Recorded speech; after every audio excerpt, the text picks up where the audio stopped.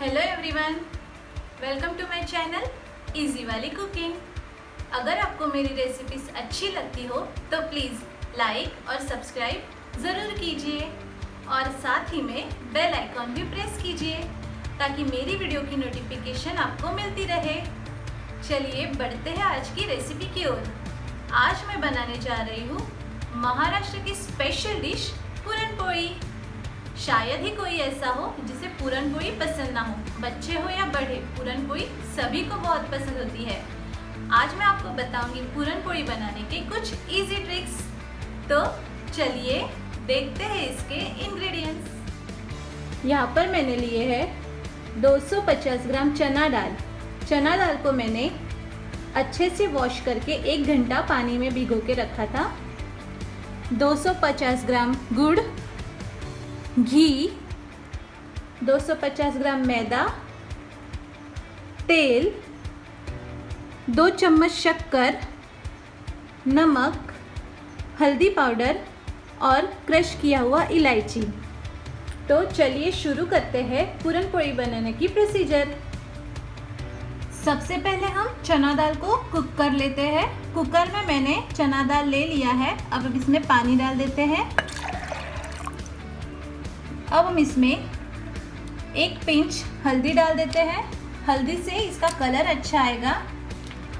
1 pinch नमक डाल देते हैं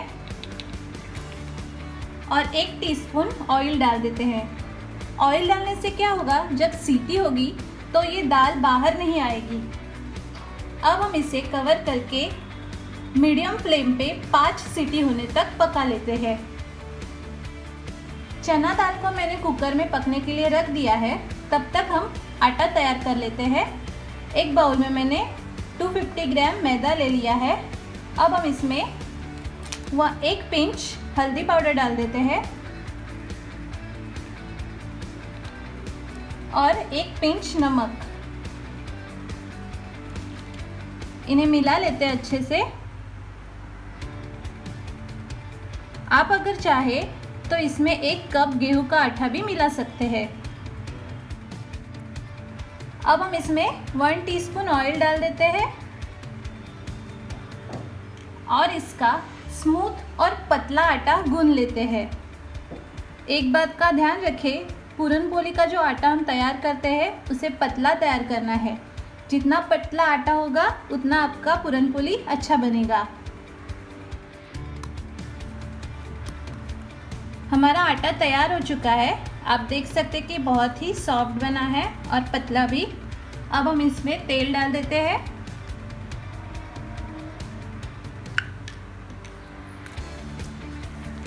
और फिर से एक बार इसे अच्छे से गूंद लेते हैं। हमारा आटा रेडी हो चुका है। अब हम इसे कवर करके 1 घंटे के लिए रख देते हैं। जितना ज़्यादा देर आप आटा गूंद के रखेंगी उतना आटा सॉफ्ट होगा और उतनी अच्छी पूरन पोली भी बनेगी। 5 सीटी के बाद मैंने गैस बंद कर दिया था और कुकर को ठंडा कर लिया था। आप देख सकते हैं कि दाल अच्छे से पक चुकी है। अब हम क्या करेंगे, ये जो एक्स्ट्रा पानी है उसे छान लेते हैं। तो एक स्ट्रेनर में हम इसे छान लेते हैं।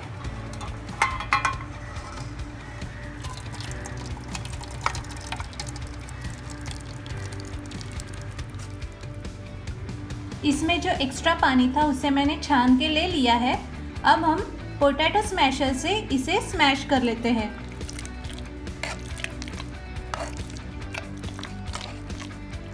आप अगर चाहे तो इसे मिक्सर में भी ग्राइंड कर सकते हैं। दाल को मैंने अच्छे से स्मैश करके ले लिया है।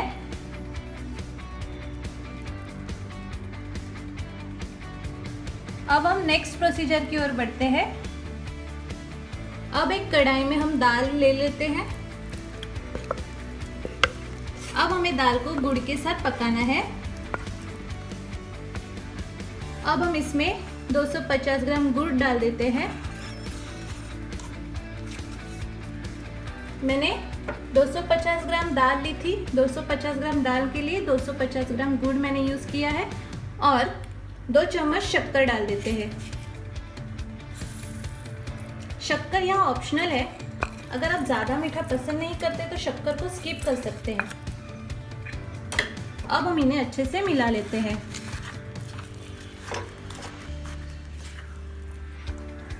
अब हम इस मिक्सचर को मीडियम फ्लेम पे लगातार स्टर करते हुए पका लेंगे।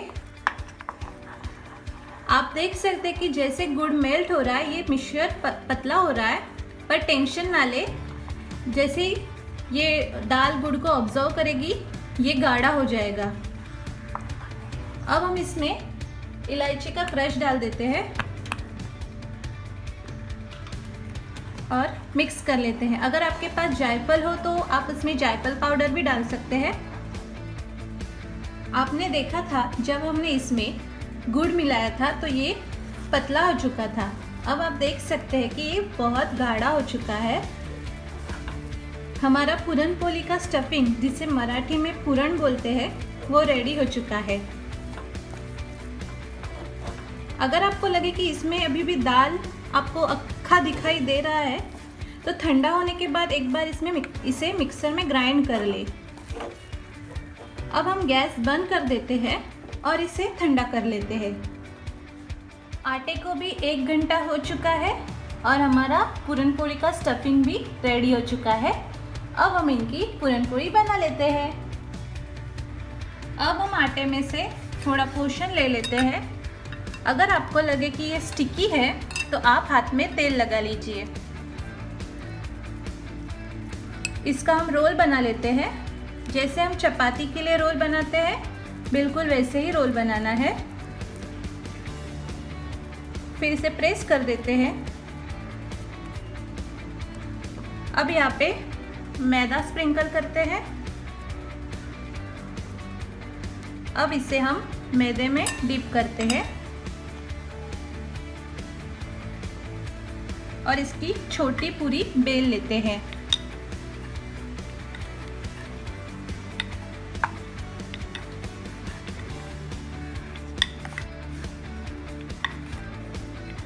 ओके, अब हम इस पे हमने जो स्टफिंग बनाई है उसका भी मैंने ऐसे रोल करके लिया है, वो हम इस पे रख देते हैं और सारी बाजू साइड से इसे ऐसे कवर कर देते हैं।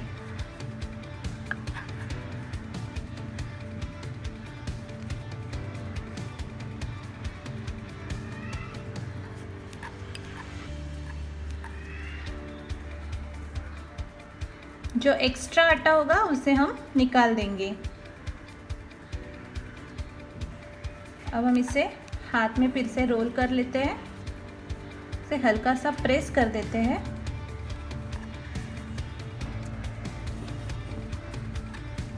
अगर रिक्वायर्ड हो तो इसमें मैदा स्प्रिंकल कर देंगे। इसे हाथ से थोड़ा थोड़ा प्रेस करेंगे।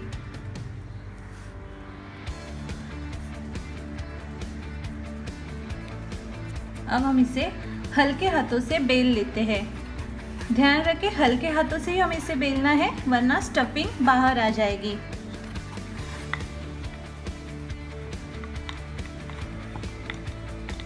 आप देख सकते हैं मैंने इसे पतला बेल लिया है। अब आप स्टफिंग भी देख सकते हैं कि पूरी पूरन पोली में अच्छे से फैल चुकी है। अब हम इसे सेक लेते हैं। तवे को मैंने अच्छे से गरम करके ले लिया है। अब हम इसमें हमारी पूरन पोली डाल देते हैं।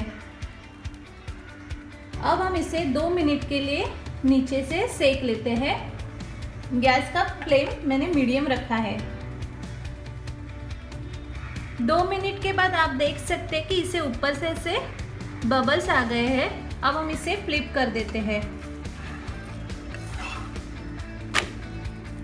अब दूसरी साइड से भी हम इसे 2 मिनट के लिए सेक लेते हैं। अब आप देख सकते हैं कि हमारी पूरन पोली अच्छे से फूल रही है। अब हम ऊपर से घी डाल देते हैं।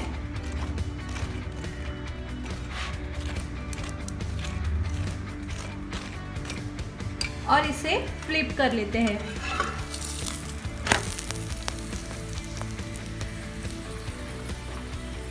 ऊपर से भी घी डाल देते हैं।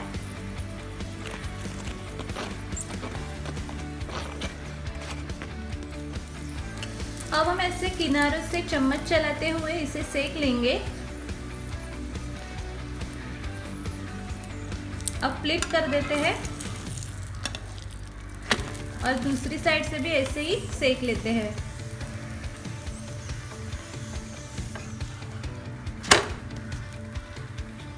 हमारी पूरनपोली तैयार हो चुकी है। अब हम इसे प्लेट में निकाल लेते हैं और इसी प्रोसीजर के साथ बाकी की पूरनपोली भी तैयार कर लेते हैं। तो फ्रेंड्स, तैयार है हमारी आज की डिश, महाराष्ट्र की स्पेशल पूरनपोली।